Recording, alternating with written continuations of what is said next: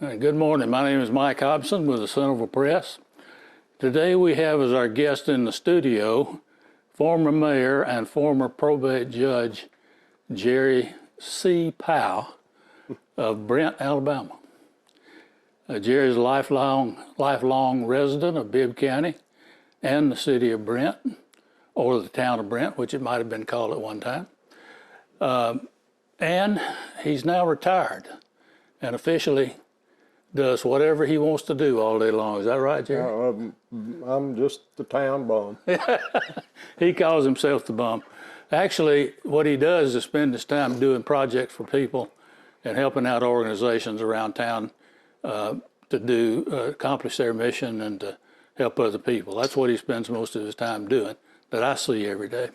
So, Jerry, welcome to the Centreville Press, and thank you for coming and spending some of your time with us to talk to us today. Thank you for the invite. All right, so we're going to talk to Jerry about the tornado that went through Bibb County and almost totally destroyed the town of Brent in May of 1973. I believe May 27th is the date. On a Sunday at 7:25. Well, I think Jerry has some pretty precise memories of that day.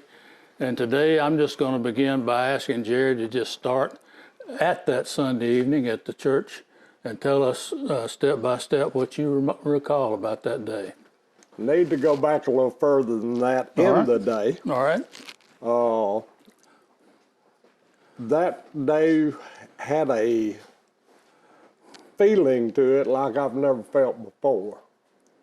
The wind was hot, the air was hot.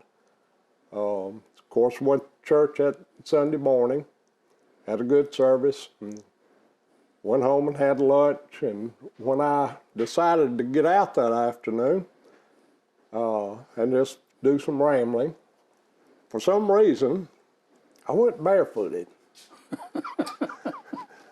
Have not done that again. I'm a tenderfoot, but that's one of the things I remember. Of course, before the afternoon was gone, I went back to the house and got ready to go back to night service at the church. And it just so happened at that time, they were at the bottom of the barrel, so I was leading the music. Arthur Walker was our interim pastor at the time, and that was going to be his last service before we had a new pastor show up. And I had the youth down in the basement getting ready for their special music that night. And by the way, I did have shoes on at this time. Okay, it's good to know. That was positive. Good to know you wore church shoes to church. But anyhow, while we were getting ready, the lights went out. And we knew it was sort of stormy. We did not have the weather warnings that we do now. But I told the youth, y'all stay here, I'm gonna go see what's going on. So I went out of the basement and looked towards the south of town, and it was just a gray wall coming at Brent. And as I was going up towards the front of the church, Dr. Walker stepped out the side door and said, "Do we need to get to the basement?" I said, "I think as quick as you can." Mm-hmm. Then I went on up towards the front of the church and still watching this wall come at us. And that's when I realized there was definitely a storm coming. So I just stepped inside the front door of the sanctuary, knowing that with the balcony there, that part of the church was really the only part that had steel in it, and hopefully it would stay there. So during the what seemed like day and a half tornado that came through, which probably wasn't much more than 2 or 3 minutes, I was standing just inside the front door of Brent Baptist Church. And of course, with the wind doing what it did, the doors would open and they'd slam, and there were several other people out in the front of the church, and they made it inside, and stayed under the balcony part of the church, but got under some of the pews that were under there. And like I said, it seemed like a day and a half or so, but it was only minutes or seconds. And when things calmed down, I stepped out the front door and looked, and I thought to myself, we need help, and we need some help now. But had no way to contact anybody or anything. This is way before cell phones and instant communication. Right, absolutely. But I did make a commitment sometime or another that night. I said, I will not be without a way to talk to somebody from now on. So shortly thereafter, the thing of that day, of course, was CB radios. Right. And I went out to Mr. Austin Levert's and I told him, I said, I want a CB radio put in my truck so that somehow, some way, I can talk to somebody. Right. So you spent the storm standing underneath the steeple of the church, right? Yes. And sort of in the lobby area. Yes. And that is the only area that was left standing, right? Pretty much. The rest of The walls of that church were block and brick with very little support in them. When they were building that sanctuary, there were several times they thought they were going to lose the walls because they just didn't have that much strength to them. But they didn't and got it built. But when it left, the roof of the church wound up on top of the parsonage, which was on the north side of the church. And of course, when the roof left, the walls just came falling in, except in the area where the balcony was, that had steel in it. So was anybody in there with you? Nobody in the foyer with me. Like I said, the other ones who were out on the front, they had gone inside. Dr. John Meggs had gotten a couple of kids, and they got under the pews, and Mr. Manus Cottingham had a couple of kids, and they got under the pews. So were they, the walls and the structure, a lot of it fell on top of them then, right? Well, no, because they were under the balcony that had the steel in it. Okay. We had steel over So they didn't get out into the main lobby? They didn't get out into the main sanctuary. They were at the back of the sanctuary. Gotcha. Okay. So they came out without any injury. Is that right? To my knowledge, no. None of them got hurt. You know, maybe some scrapes or whatever, but the one person that was killed in the church was Mr. Mitchell, and part of the wall fell on him. And of course, we had several other bad injuries, and most of them were caused from collapse of the wall. Okay. So the children that were there, the choir or the young folks, they rode the storm out in the basement? Yes. Is that right? And we didn't have anybody else injured? The kid, none of those None children? of the kids were severely hurt, no. They probably had some scrapes and bruises and terrified, but other than that. The people who, like Mr. Mitchell, and I know there was at least one other person seriously injured, I don't know their names, but you can tell me. Did y'all have to dig those people out from underneath collapsed structure? Block and debris, yeah. Miss Faye Daddle, she eventually lost a leg because of it. Mac LeCroy was injured pretty bad. I can't really remember anymore, Mike. Those were the two worst, I think. So y'all got them uncovered, and were you able to get an ambulance over there or any help to get them to get medical attention? Actually, several men had gone to the lumber company and borrowed equipment, and they had the road to the south opened up. We got the injured people down in the basement in what then was Fellowship Hall. Had some of them laying on tables, and when we found some vehicles that would run, even though they didn't have windows in them, they loaded them up and headed to Marion with them. Okay. I think Mac LeCroy and Miss Pauline Hunt was hurt also. And Faye, I think they all wound up at the hospital in Marion. And while they were in the hospital, there was another tornado that came over Marion, but it didn't touch down. So, Right. but that's where we carried them. I say we, I didn't carry them, but Phil Cottingham and a couple of others drove them down there. All right.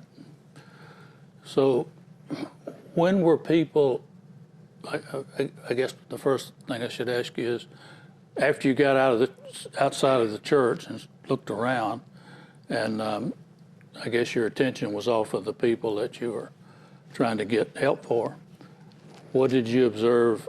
What were your immediate thoughts and observations about what you could see around you?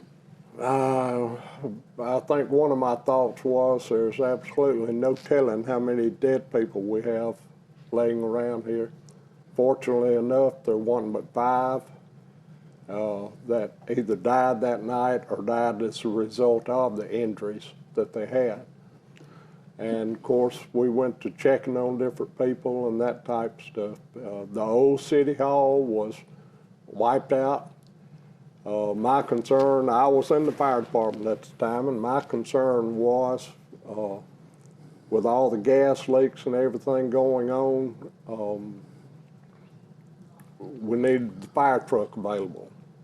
So I actually got in the fire truck and drove it out from under what was left of the city hall so it would be available if in fact we needed it. Fortunately enough, I'm not aware of any fire that took place that night. I don't know how it didn't, but it didn't. And but I did have it out where it was available. And like I said, there were other men on equipment trying to open up the roads and get us to the point that we could get some help in here. All right. So this occurred at, what time was it, 5:30, 6 o'clock? 7:25. 7:25. Tornado hit. So it was already pretty dark by the time the storm came through. Yes. No daylight was remaining. Well, I mean, if it hadn't been so cloudy, we'd have had some daylight. And, you know, it wasn't pitch dark at that time, but it didn't take it long to get there. All right. So the search for people in the structures that were destroyed began with people from the church in the area looking through houses, looking for people. Right. Of course, there were youth there that their parents weren't there, and when they realized what had happened, you know, the parents were coming to the church to check on everybody, and at that point in time, you know, we just knew what had happened right there. We didn't know the total reach of it and that type of stuff. Right.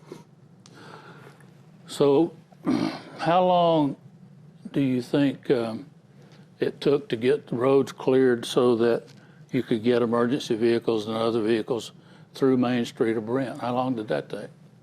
Probably not much more than an hour and a half, 2 hours.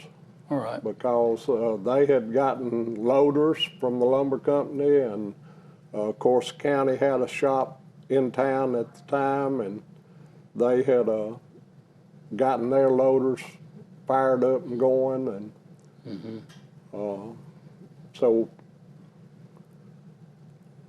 anywhere from an hour to 2 hours probably.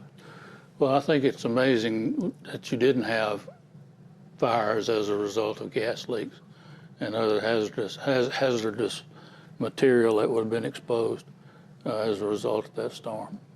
I think one thing that might have happened, like I said, my first knowledge of something coming was when the lights went out.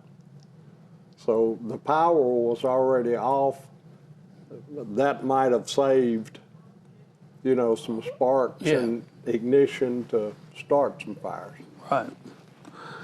So the recovery period after the storm, after the initial shock of the storm in the first day, what's your recollection of the recovery process that took place after that storm?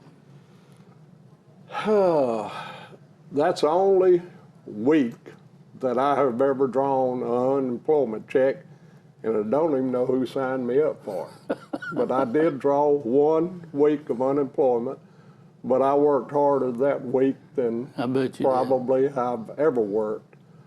We were fortunate. Our house was not damaged. My 2 grandmothers that lived beside us, one of them had so many trees on it you couldn't even see her little house, and it did break 1 window pane out. My other grandmother, her house sustained no damage. The only thing we lost was our carport, not carport, but garage, and we were able to salvage enough material out of it later that we had been planning on building one of my grandmothers, a little car garage, and we salvaged enough material out of the one that we had that was blown away to build it. But we were fortunate on Macmillan Street, B3 Street, whatever you want to call it. Mr. Brown Mitchell was in the logging business at the time and had a good bit of equipment. And Brown called his crew in there Monday morning, and he started there at his house, and he came up one side of the street cleaning and went down the other side of the street. So within a week or so, pretty much all the debris other than the trees were gone. And Brown did that on his own, made a difference. But I was working at Brent service station at the time, and How old were you at that time? oh, Do you dear remember? Lord, no. I was born in '49. This happened in '73. Okay. Whatever. But you know, I'm now 73, and my memory's not quite as good Right. as it Well, used you to were be. 24 at the time. Okay, thank you. But like I said, I was in the fire department, so that sort of tied me to the city, and we just, whatever needed to be done, we were doing it.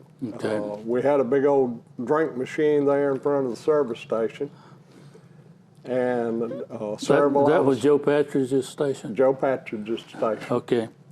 Several of us got together and picked it up, and of course it was already open, but we just opened it up and told anybody that needed, at that time, a cold drink to help themselves. Right.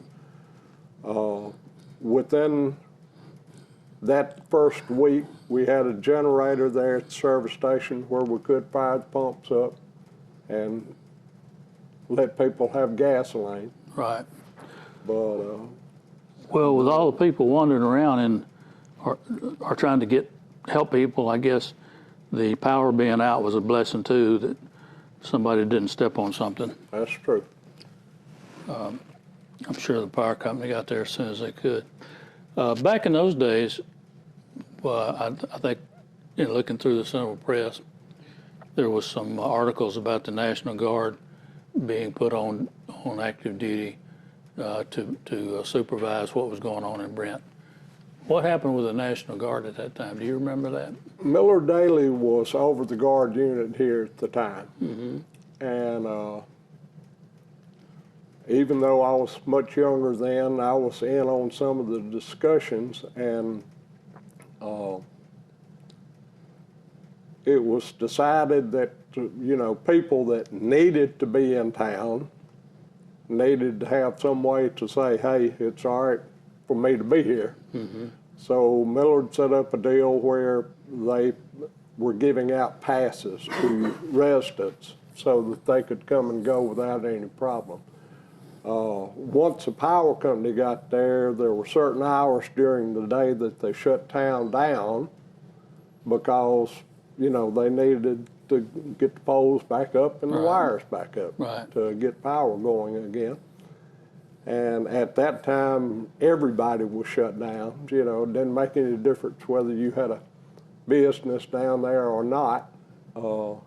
If you weren't in there when they shut the town down, you didn't get in there. Right.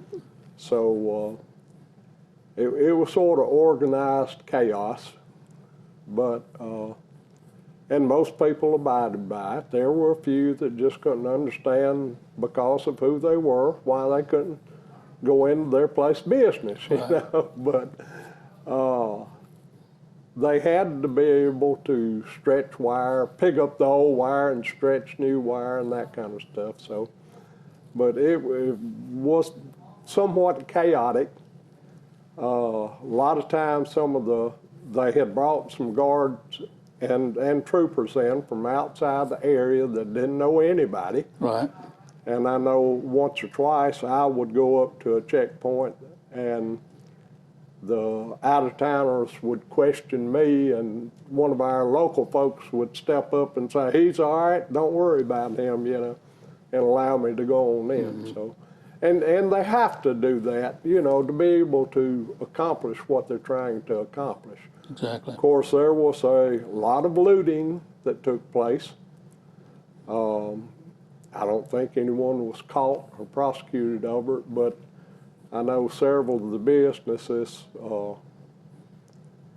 did not wind up with everything they had. They lost stuff that should have been there when they cleaned up. Yes. I can imagine that.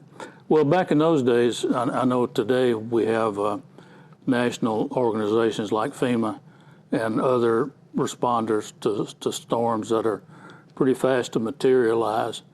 I don't think we had anything like that in those days. What kind of outside help did Brent get? There was the McDaniel Methodist Church was not damaged beyond use. I remember going to a meeting over there where a lot of the federal people had come in, and they all got up there and told what their agency did and the help that they would have and this, that, and the other. And after about an hour or so of sitting there and hearing these people talk, I noticed that all of a sudden they were sort of migrating towards the back door. And then this one little bitty fella was easing up towards the front. And as the people that had been speaking were making an exit, he got up and he said, you know, what you have been told is well and good, but the problem is none of them have any money. So there's going to be very little help come through. But there was some federal and state funds that came around that helped, you know, and but it was not as lucrative then as it is now. Right. So there was some help in getting all the debris moved off site and moved, compiled somewhere. It took a while, but they did get that set up. I had several friends that went to work with some of the contractors, and we did eventually get town cleaned back up.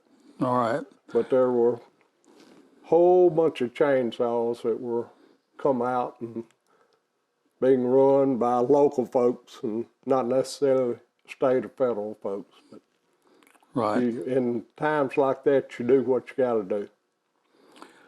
Now, I know you mentioned it that the Brent City Hall was destroyed, and I think I read that the bank building was totally destroyed. Or the bank building somewhat survived. Okay. It was a strong block mortar brick building. Of course, it got some damage, but it's still standing today, that particular building. Okay, that's the same building that's there now across from City Hall. Right. The old bank that you're talking about, the original Brent Bank. So how long did it take, and how did the city of Brent go about getting a new City Hall built? Oh, it was a couple of years, I think, and they did receive some grant money. I say a couple of years before it was completed and they were able to get into it. But who was the mayor back then? Melford Worrell. Melford Worrell. He had been mayor at the time for I know he was mayor a long time over there. Well, he had, I think he served 2 terms as mayor. He was mayor for 1 term. Fred Davis beat him in an election, and then Melford got elected again. So he was the mayor during when the tornado came along. Yes. I saw a photograph of him talking to Governor Wallace, who came down here at some point in time and must have toured the town. Do you recall that? Oh, I don't think I saw Governor Wallace when he came through that time. I was probably busy working somewhere, but At least he showed up, right? at least he showed up, yes. And fortunately enough, we had some pretty strong Wallace people here in Brent-Centreville, and like I said, we did eventually get some state and federal funds that helped in the recovery effort. All right. So now, we talked to another lady who was here a couple of days ago and who lives in Brent, and she was talking about the number of businesses that were destroyed and the character of Brent before the tornado versus after the tornado. I'm talking about who's there, businesses and, just a sense of community. How would you describe that? Brent before the tornado and Brent after the rebuilding process? We had a little bit more control over how downtown looked, Before it blew away, everything was right on the street. Mm-hmm. You didn't have adequate parking and that type of stuff. Although, people were able to deal with getting to and from the stores to do their business. But they laid the shopping center out where it moved the businesses back off the street a little bit, and we had the parking lot out in front of them. So all in all, it probably improved the business area of Brent. That's a heck of a way to go through the improvement process, but it did give the city the availability to locate the businesses a little bit better. Land was purchased. The merchants were able to swap the land that they had for a different piece of property and tried to put the shopping center in to be sort of a matching front and that type of stuff. So was that shopping center built at the same time the city hall went up? Yes, they were both being constructed at about the same time. Planned and built as part of the renovation? Right. Okay. So the merchants that didn't come back, their businesses weren't restored, or they moved. Can you enumerate the people that had businesses in Brent before the tornado, and then after the tornado they didn't build back? The one that I can remember that didn't come back was West End Grocery and Brent Cafe. They were all owned by the same people. Right. The Brent Mercantile building was wiped out, and it had been a building that had been rented to different businesses prior to that. But the wards came back. No, I take it back. Robert Earl Holyfield, who had the grocery part of the ward property, right, built his grocery store back. Johnny Meggs built his drugstore back. Preston James Hardware and Bibb Supply built back. Bibb Supply and James Hardware were over in the shopping center now, which before they were on the other side of the road. Right. So they moved across the road, across the railroad track. Right. Into the new shopping center. Yes. Right. And where was Meg's drugstore when it built back? Was it in the shopping center too? Yes, it was right beside the Piggly Wiggly. Okay. Brent drugstore. Yeah, Johnny Meggs. Right. Johnny Meggs drugstore was next door to the Piggly Wiggly. Right. Originally, when it first opened. Yes. Okay. Now across the railroad track well, the train depot that we see so many pictures of, was that totally destroyed in the tornado? It took some of us a few days to realize that it was just gone. It was gone. Yep. And the building right across the railroad tracks, right across from, on the corner now where VLS is, there was a big building right there that I recall. The Brent-Mercantile building. That's what you call a Brent Mercantile? Right. Okay. So it was totally gone, right? It was totally gone. And then the string of businesses right below Brent Mercantile, which is where the cafe was. Right. And the service station, that was totally gone. Dr. Owens had his office down that way also. I'm not sure that he was still practicing in '73, but the building was there, but it was gone. Yeah. Okay. I have something that Jerry probably hadn't seen since the day of the tornado, and I was hoping he might comment on it. This was brought to me by a gentleman named Walt Williams, and apparently the way he came by this is it was located in a storage room of Mose Cottingham's place over there, and you might not remember those particular signs. Oh, yes, but I I do. bet you know where the roads are. I do. Can you hold that up in front of you so people can see it? Okay. Tell me where they were located. White Street is down by the housing project. And of course, Alabama 25 comes right through the middle of town. Well, I would imagine Mr. Cottingham realized that those street signs weren't going to go back up, and he just stored them away. Right. I think they're kind of interesting because they're heavy heart pine wood, aren't they? If my memory serves me properly, Jim Seaman made these wooden signs for us, So you know for who made the it. city of Brent. I And of see. course, we got somebody else or purchased the brackets. Well, there was probably a complete set for every street in the town at one time, I assume. We had every street in town with a name. Did you know those still existed? I knew some of them did. I don't know that I've seen these before, but yeah, there's a lot of people that still have them. Interesting. They're circulating around. Right, absolutely. Well, I think they're awesome because of they're hand painted on heart pine wood, and they withstood the tornado. And somebody in Brent took enough concern for their town to stick them back and hold on to them after the tornado, apparently. Absolutely. So I think that's kind of interesting.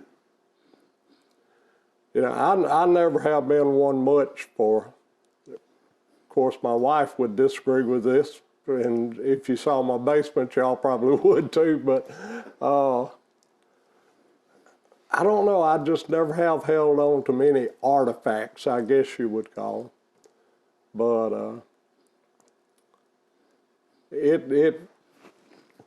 I remember when they were put up, and that's been a long time ago. But that shows how good heart pine is, or good pine wood. It's still holding up. That's right. You just might find them interesting. Absolutely.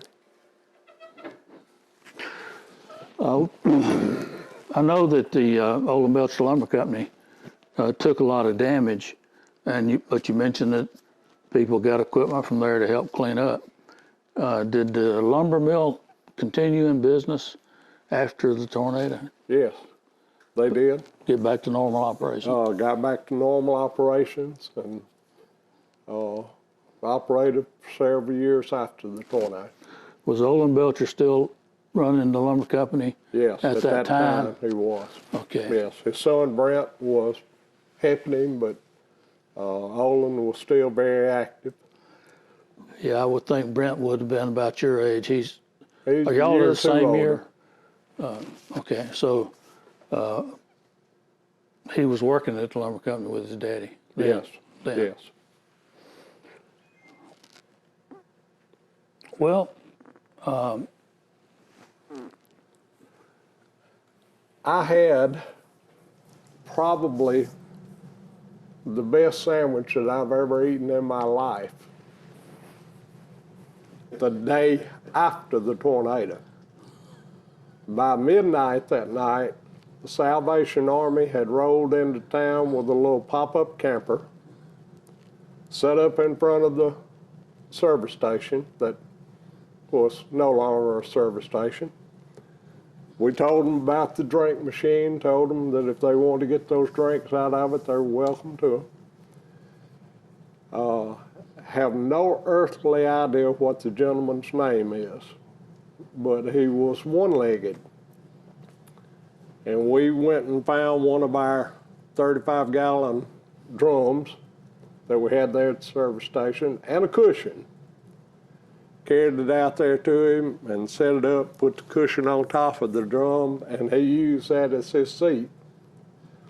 And sometime after midnight, they were passing out bologna sandwiches, which was 2 pieces of bread with a piece of bologna in between it. One of the best sandwiches I have ever eaten in my life. You were hungry. I was hungry. Yeah. And if I live to be 173 years old, I will always remember that. Yeah, well, that's burned into your memory. Absolutely. Well, did you think Brent was ever going to get back to normal after that day? Oh,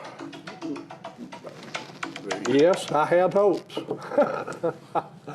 And, you know, I knew, just like the Meggs family, Johnny and Betty Meggs, they lost everything that night. They lost their business, they lost their home, they lost their church. All right. But during that following week, one of the places we worked was at the church, cleaning off the slab, being sure everything was sound and secure, so that we could have church there again the following Sunday. Mm-hmm. And we did have a service there that Sunday morning. During the service, we had a fire call, so some of us that were in the fire department had to leave. One of the houses up the street that had been damaged, Bill and Evelyn's home, evidently they had gotten power back on it, but I'm assuming something shorted out in their home that was damaged, was destroyed that day by fire. So, and that was actually a week after the tornado had come through. So, but there's always hope. Well, it's been 50 years since that day. We're coming up on the 50th anniversary. What would you say about the condition or the status of Brent as a community here, where half the population of Brent and the population of Centreville is about the same. Right. Brent and Centreville make up the municipalities in the lower part of the county. But what would you say about Brent being a place that people want to come and live in now, compared to before the tornado? It's what I mean. What's the difference in Brent after the recovery from the tornado and what it was before? Well, of course, our downtown area is a little bit better located, a little bit more accessible. And, we've had a lot of growth out on the bypass, as I call it. Right. It's a pretty good place to live. Well, the roads, back in that day in '73, Highway 25, all the traffic going on 25 still came through Brent, right? Right. We didn't have a bypass over there where it is now, where Highway 5 comes down. Part of it we already had. All right. Because I worked on it in my school days during the summers. Okay. So part of it was there, but it wasn't as open as it is today. But we still had all the 25 traffic, and anybody coming from Montgomery or coming through Centreville ended up coming on 82, right, and then down 25 right through the middle of Brent. Right. Right. So I don't know what year that changed, but the traffic through Brent certainly has a different character than it did when I was growing up right here in this area. That's true. I agree with that. It's my brother and I, 2 or 3 nights after the storm had come through, and we had walked up 225, and we're just standing there looking, and we talked about it'll never be the same, but we will see it again. We will have Brent again. Right. Well, I think Brent's made a remarkable recovery from that day. Can I ask a question, Mike? Yeah, I was hoping you have some questions. I want to, Jerry, how long did you serve as mayor of Brent? How many years? What year did you first become mayor in Brent?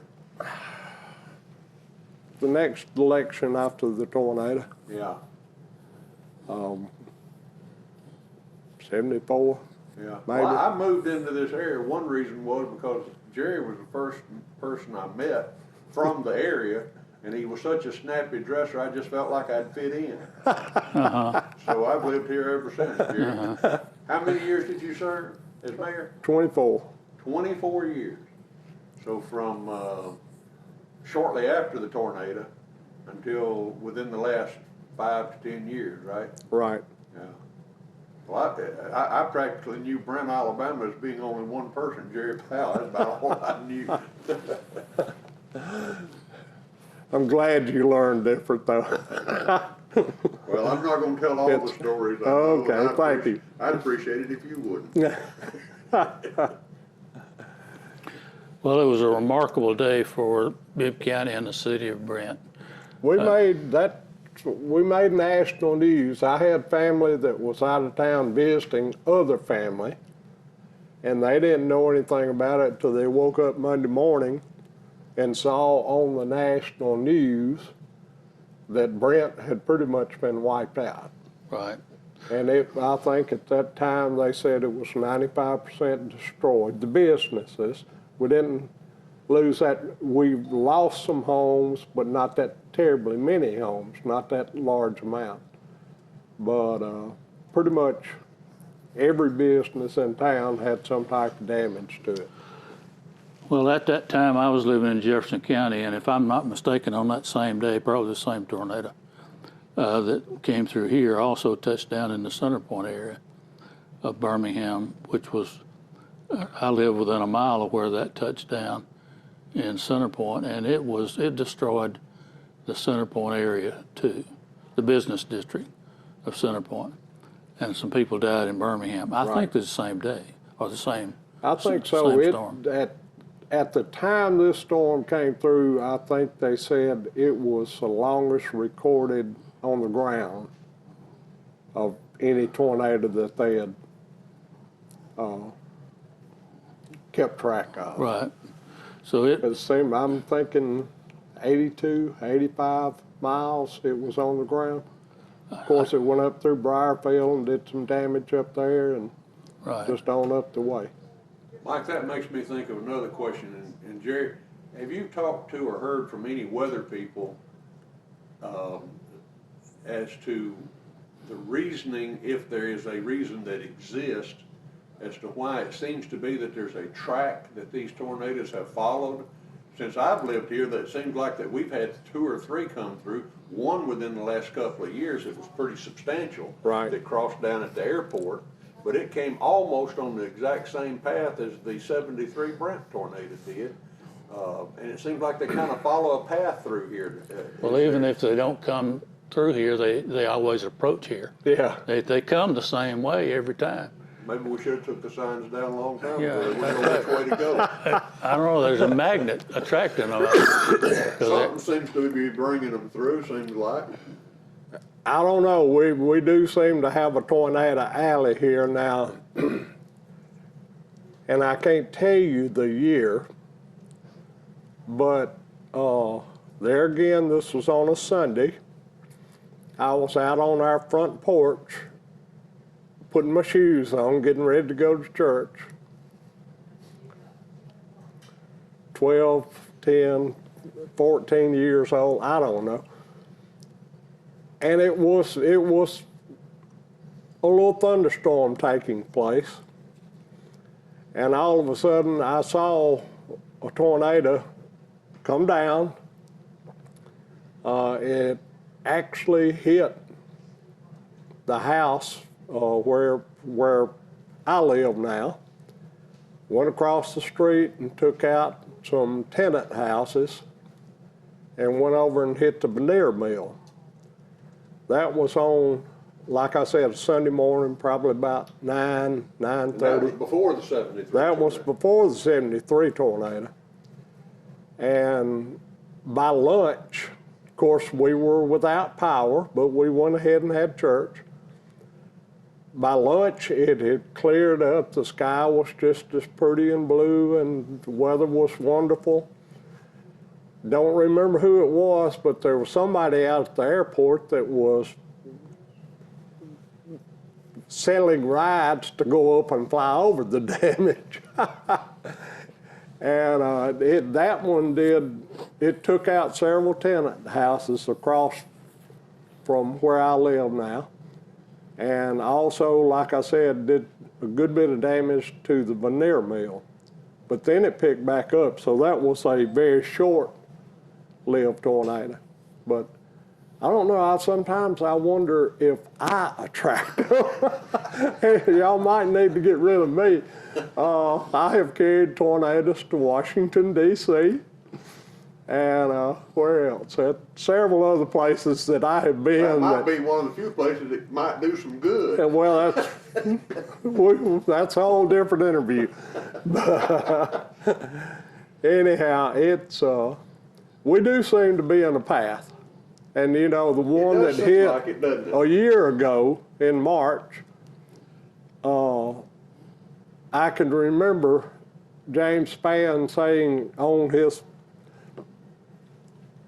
whatever, that it looked like that storm was taking the exact same path that the one did in 73, but just south of town, it did make a right-hand turn. But it did hit some of the same areas. It came across the old weather station in that area and did some damage.